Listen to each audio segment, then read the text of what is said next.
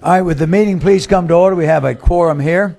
We want to welcome everyone here, and as our custom in the House Education Committee, I'd like to ask you please to turn off your phones, and if you need to see anyone, just come over to my left, your right, and give one of the assistants over there a note, and they'll bring it to us, and we'll be glad to come down and talk with you. Remember, we are being televised on the internet, so this thing, it is live.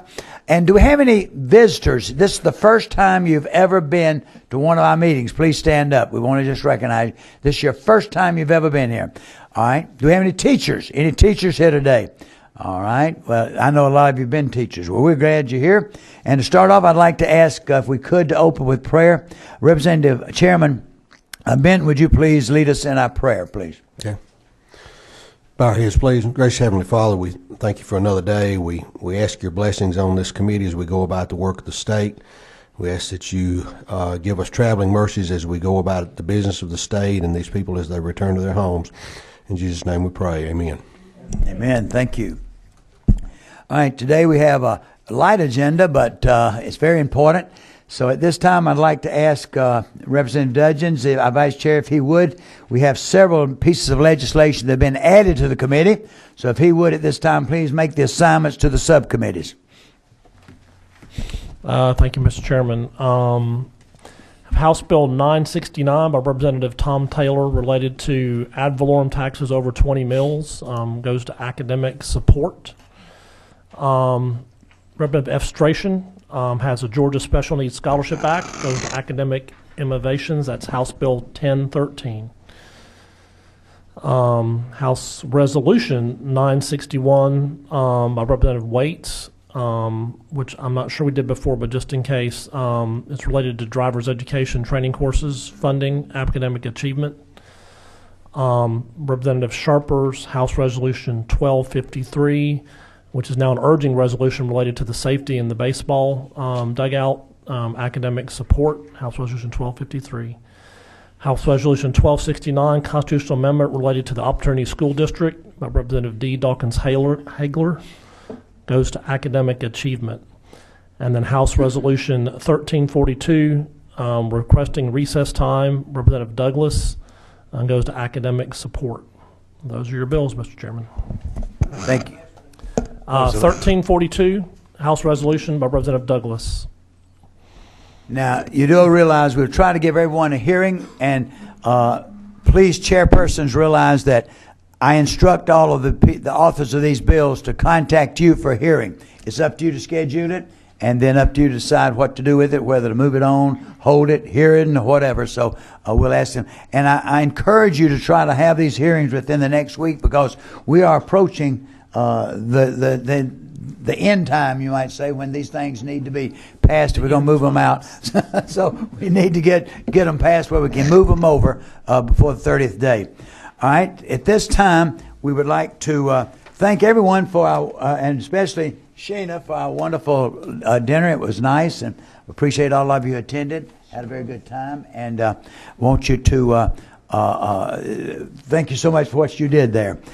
This time we have two pieces of legislation that are on my agenda, and then each subcommittee met, and I'll ask them for their recommendations. So at this time, I'd like to ask Representative Nix, did you have any legislation that came out of your subcommittee? What's your mic number? 24. Negative, Mr. Chairman. We did not bring anything forward. Mostly both hearings, okay? Yeah. Representative Clark, what's your number?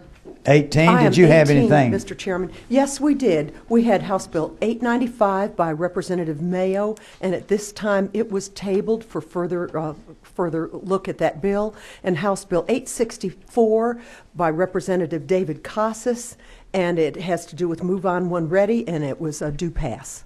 Okay. Representative Dudgeons, did you have anything? Mm-hmm. Yes, Mr. Chairman, we had House Bill 959 by Representative Beskin, which was due pass, and House Bill 819, Representative Kendrick, which we took no action. Okay. And on the agenda for members of the committee, we have House Bill 614 that was referred back to the full committee by rules that we will take up again today and make the corrections and send back to rules. So we'll be hearing that one. I want to inform the committee that House Bill 864 by Representative Casas. I'm going to hold for the Georgia Student Finance Commission to get me a report of fiscal impact statements. So we'll hold that one today. That'll be heard next week. So today we'll be hearing House Bill 959 by Representative Eskin and House Bill 614 by Representative Stovall. Any questions or anything about what we're doing? Okay. So at this time, Representative Stovall, let's see if we can't get yours moved and keep it moved this time. All right. So if you'll come forward.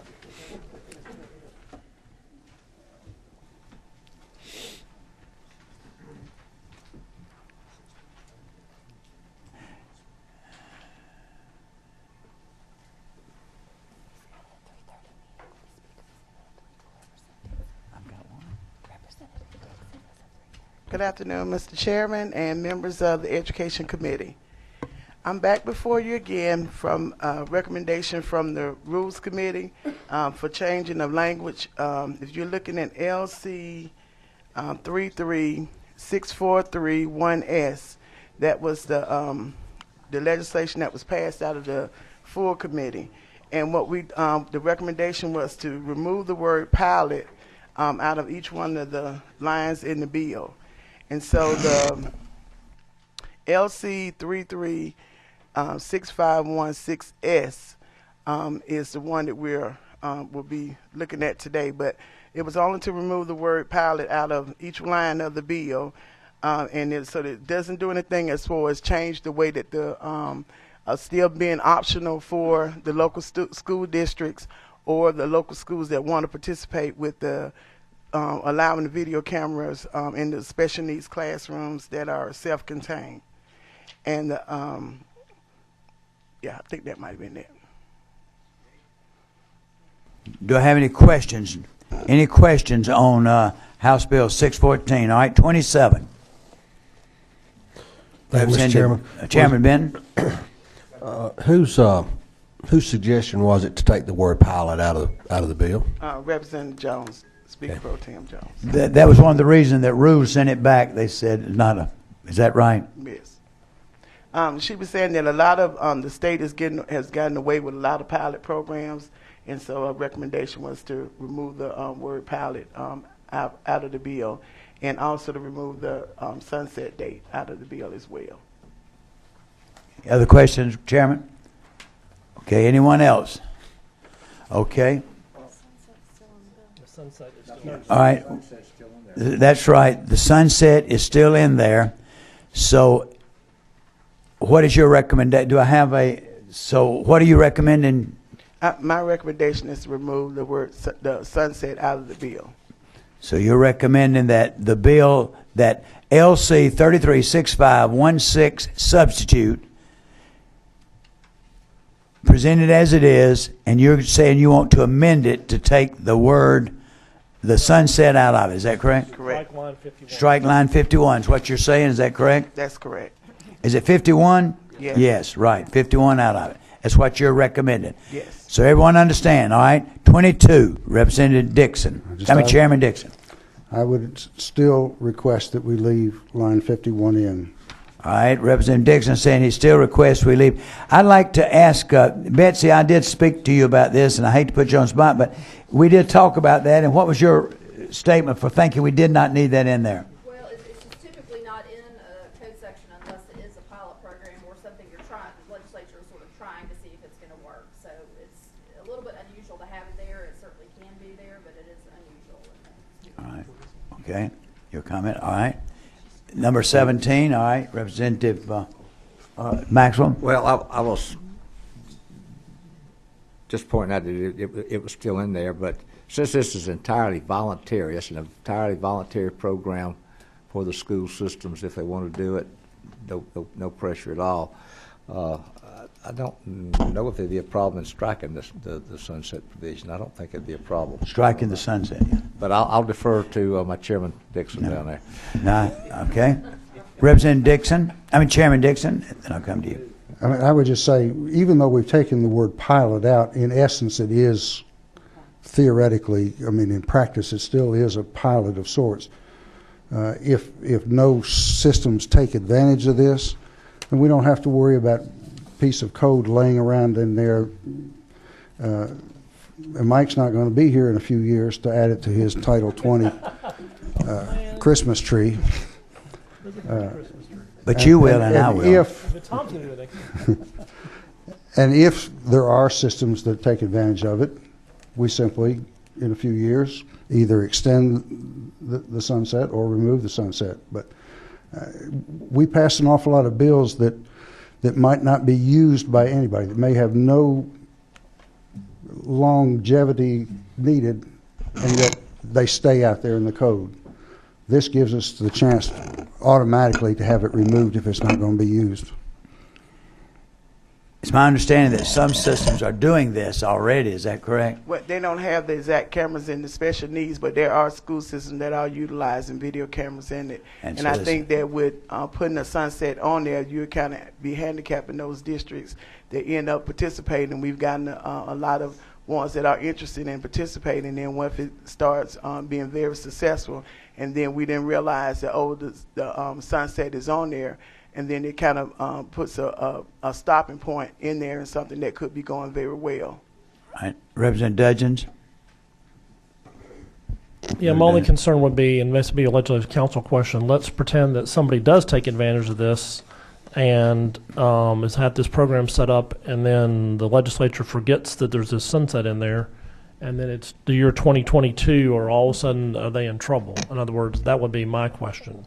Where they felt like they're operating outside the law or something. My concern, yeah. All right, Representative Casas. Yeah, I'll let you. Oh, I'm gonna let you. I'm coming. Oh, yes. You want? Was addressed to Betsy. Yeah, that was. Oh, you're addressed to Betsy. Okay, Betsy. No, I mean, school systems will still be able to do that even if this law came off the books. However, the criteria that the state board has set up and that kind of thing, they won't kind of have the backing of that, and they also won't have the language about the limited use of the video and that kind of thing. So some protections that this would put in place would not be there any longer, but it wouldn't require them to stop what they're doing. Okay. Very good. All right, Representative Casas. Help me understand, was there a sunset date on the original bill that went to rules? Yes. And The was one you it, have in your hand. and was it the rules recommendation to remove the date? Yes. Yeah, it was to remove pilot and also to remove the sunset date of it. Yes. That was not rules. No, it I see. wasn't So rules, but it was so the Speaker Pro Tem recommended that the date Right. be removed in rules. All right. Okay. Any other questions? All right, we have before us House Bill. You got it now. House Bill 614 substitute, LC 336516 substitute. And we got to have a recommendation first, and we'll talk about the amendment to remove the, and that's the proper way. First, we have to take the do pass or not pass or whatever. So what is your feeling about House Bill 614? Do I have a motion to do pass? I have a motion to do pass. Do I have a second? We said the substitute, Mr. Chairman. I said substitute. Start off with. All right. What is it? Do I have a second? Second. I have a second. All right. We have a motion and a second for LC 336516 substitute. All right. All in favor? No. Now we have an amendment. All right. Now give us your amendment. My recommendation is to remove line 51 from LC 33651-6S. All right, we have an amendment that we want to remove line 51. This code section shall stand repealed on June 30th, 2021. Do I have a motion to remove the line? Do I have an objection to that amendment? Yes. I have an objection. So we have an objection. All right, so we have an objection, so we'll vote on it. All in favor of the amendment to remove line 51, please indicate by saying aye. I got to hear you. Indicate by saying aye. Aye. All opposed? All right, let's have a vote. All in favor of removing it, please indicate by raising your hand. Removing it. Raise your hand. All right. Y'all can. All right. Got them? Hold your hands up. You in favor of removing the sunset clause? All right, all opposed to removing the sunset clause, raise your hand.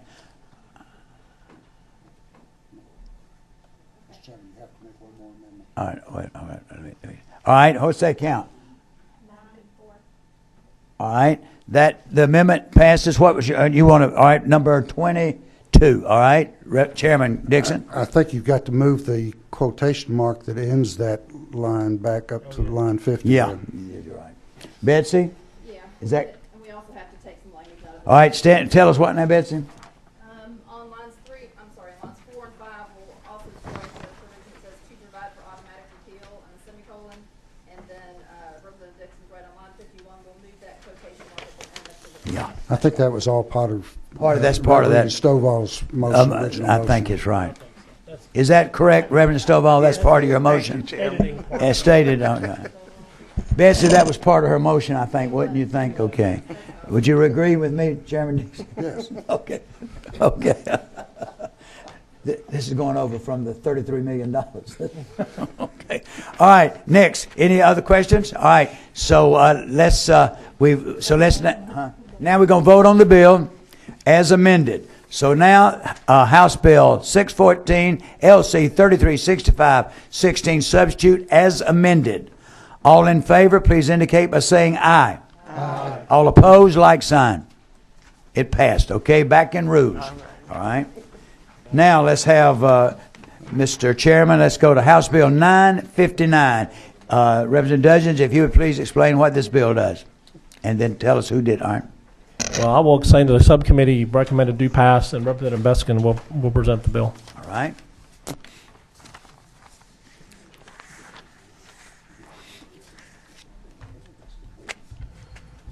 Thank you very much, Mr. Chairman and members of the committee.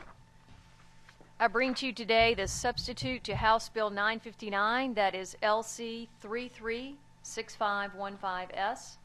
And this updates and clarifies provisions regarding K through 12 education. There are 6 operative sections of this bill. Section 1 relates to prohibiting certain conflicts of interest of school board members, and that statute is found at OCGA 20-2-63, and this provision adds 3 subsections under paragraph 6 to simply clarify that school board members can do these 3 things. They can discuss any non-confidential matters with a constituent, they can attend or conduct a town hall meeting, and they can discuss any non-confidential matter with representatives of the media. And I want to clarify that, I want to stress that it is thought that this is just a clarifying provision, that school board members currently have this ability or power, but some are concerned that they do not. So we just want to make sure of that. Then there are 3 sections that relate to move on when ready. That is section 2, section 3, and section 5. So if you look first to section 5, it says that if the State Board of Education has an end of course assessment for grades 9 through 12, that if a student is enrolled in a dual enrollment course and makes a grade of A, B, or C in that dual enrollment course, then he or she will not have to return to her local high school to take the end of course assessment. So that's the operative provision, which is in section 5, and that relates back to section 2, which refers to the code section regarding awarding of high school diploma for completion of post-secondary programs, and then section 3, which relates to move on when ready, dual credit courses. So there again, simply, if someone is enrolled in dual credit courses and makes a grade of A, B, or C, that supplants the need of needing to return to the home high school to take the end of course test.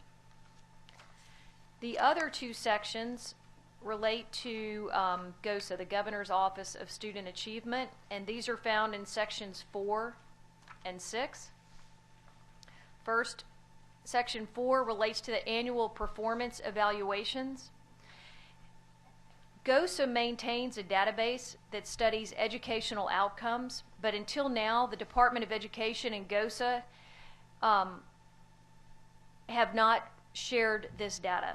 But now, well, until now, the Georgia Department of Education has taken the interpretation of this data, which would be related to teacher and leader evaluations, may not be loaded into the Georgia Awards database or used for any other purpose, such as the evaluation of the impact of the math or science initiatives. But now Department of Education and GOSA agree that this data should be shared, and that is accomplished by adding this language that the department may by agreement share with the Governor's Office of Student Achievement for inclusion in the statewide comprehensive educational information system created pursuant to the cited code section relates to the Educational Information Steering Committee for purposes of evaluating educational programs. Until now, this data, which is available, has not been used for the purposes of evaluating programs.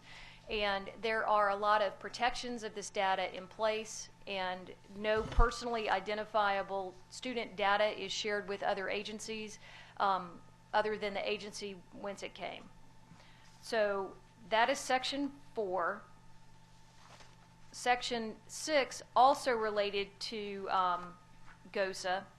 This section, Section 6, provided for the incorporation of a nonprofit corporation as a public foundation, and specifically that foundation was the Georgia Public Education Foundation.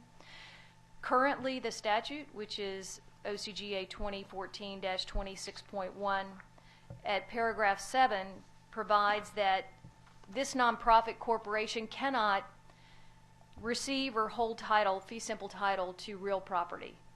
And that has led to a specific problem in that a donor has made a donation of real property that's currently being held by the Georgia Public Education Foundation, but the donor wants that property to benefit a specific program, the Governor's Honors Program.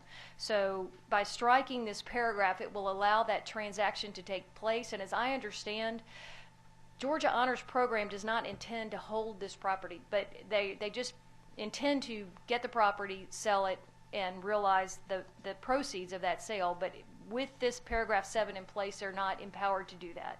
So with that, Mr. Chairman, I'll be happy to entertain any questions. As you know, we had, of course, testimony at the subcommittee, and I don't think there was a lot of testimony, was there, Mr. Was the representative? But I would like to ask one question, Mr. Puckett, if I could get you or Ms. Palm to help us out on this section 1 there, where they're allowing the board members to says to discuss matters with constituents, attend town hall meetings, discuss with representatives of the media. I understand there's some concern out there with board members now what they can or can't do. Do y'all have any objection? Do y'all feel this is okay or should be? It would help you out? I don't know that would help us out. There has been some concerns raised. Would you come up here where, I hate to, but where, because this is. Put you on the spot. But I want to put you on the spot. You sit right down here. Yeah, that'd be good. But There have been some concerns raised. There are 2 bills over on the Senate side that are dealing with the same topic in different ways. This language is much better than what's on the Senate, by the way. The only, and this is kind of a small point, but the only thing that I would say with the language here is that we do often suggest to the boards that they designate one board member to be the media contact, just so that they can make sure that there's a consistent message being spoken with it. But the controversy has come from the Code of Ethics that the State Board did in response to the state requirement that the State Board do a model Code of Ethics. And there is a passage in there that says that in the board meetings that they will fully discuss an issue, but after the vote is taken, that board members will support and abide by the decision of the majority of the board.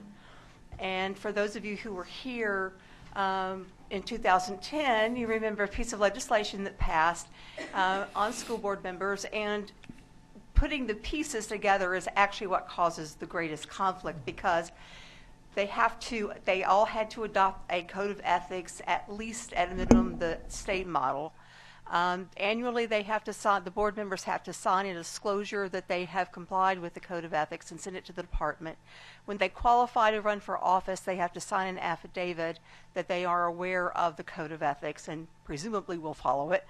And putting all those pieces together, some board members have said, from what I've gathered from the Senate side, that they believe they're being told they can't talk, they can't hold town hall meetings, they can't answer questions, they can't talk to the media because they have to abide by the majority decision. So there seems to be some confusion on what they can do. And you think this helps it? This help it?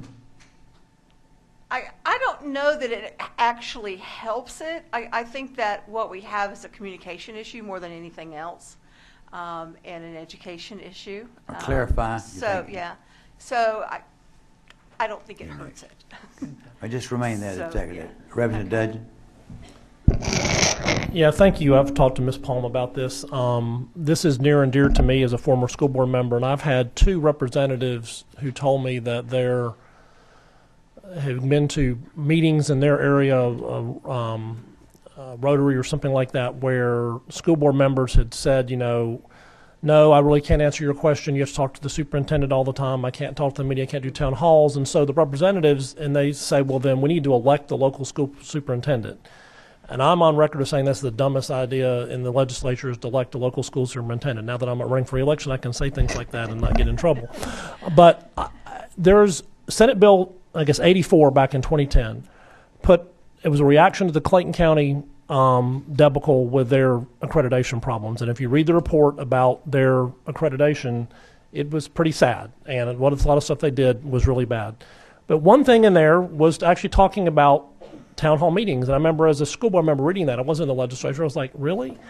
And I think because the legislature started all of this with Senate Bill 84, we started all this mess. We caused the new policy to be credit and ethics. And I think the majority of all that is good. And I agree with the provision saying that school board members should not be critical of a decision once the decision is made.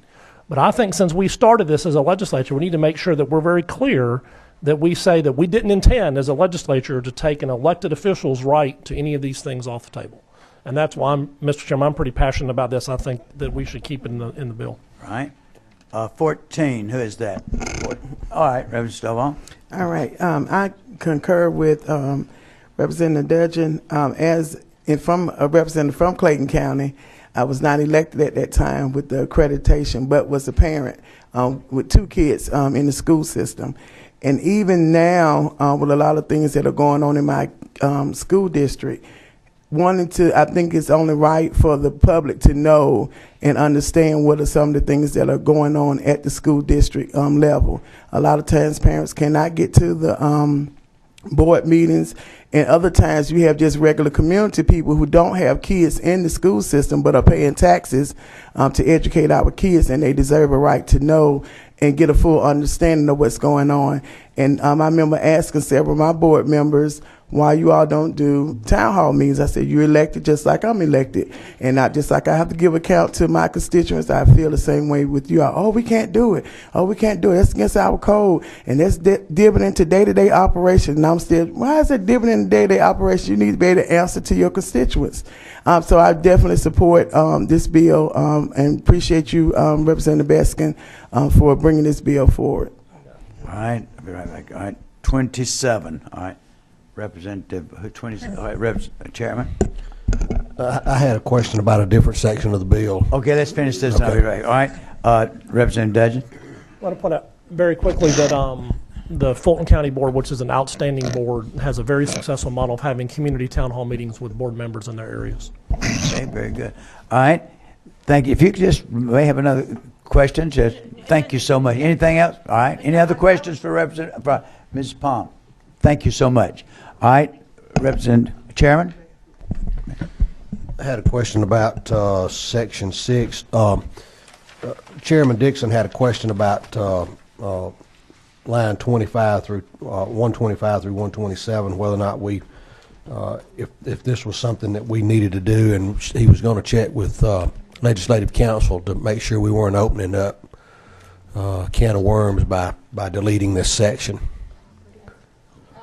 No, it shouldn't cause any problems. And in fact, the original language was modeled after another foundation for the State Charter Schools Commission, I think, and it does not have this language. So they're functioning. It doesn't have that. Yeah, it doesn't have the language at all. Okay, thank you.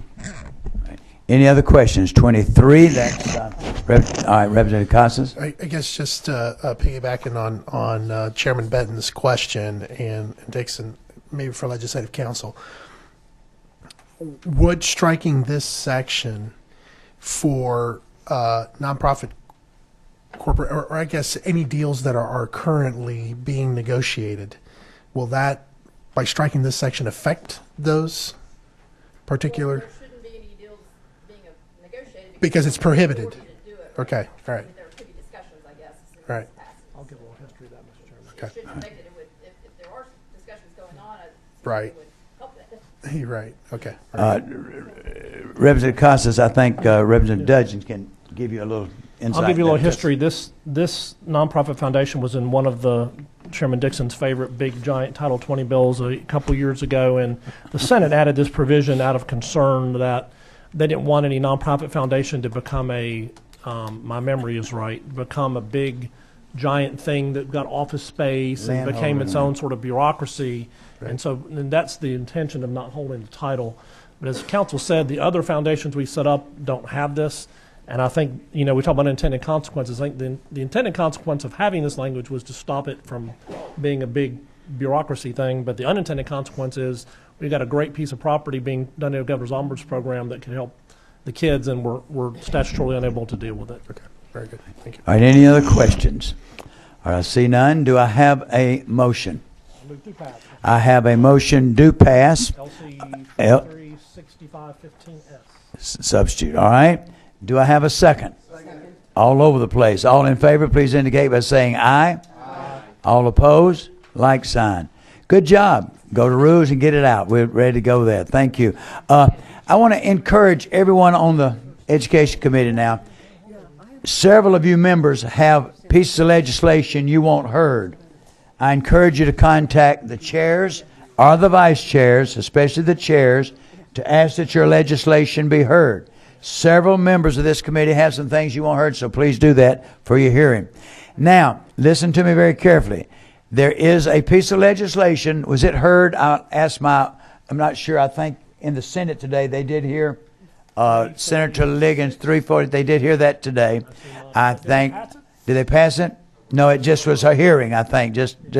But I'd like for you to get a copy of this and read it, look at it, and because depending on what happens, and we'll be doing some discussion there, that piece of legislation. So any questions or any comments from the members of the committee?